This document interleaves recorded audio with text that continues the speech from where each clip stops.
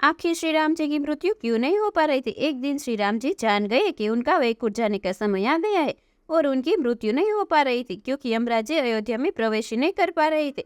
उनको हनुमान जी से डर लग रहा था क्योंकि यमराज हनुमान जी से कई बार पीट चुके थे।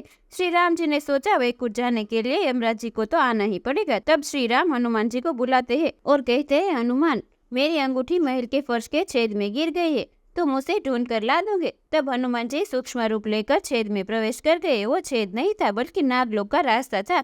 जब हनुमान जी नागलोक पहुंचे तब उन्हें वहां वासुकी नाग मिले। तब हनुमान जी ने वासुकी नाग से श्री राम की अंगूठी मांगी। तब वासुकी नाग हनुमान जी को नागलोक के बीच में ले गए। वहां अंगूठियों का ढेर था जिसे देखकर हनुमान जी सोच में पड़ गए।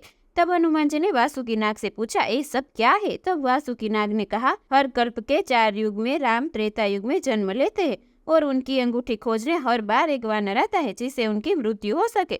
तो मित्रों, कमेंट में जय श्री राम जरूर लिखिएगा।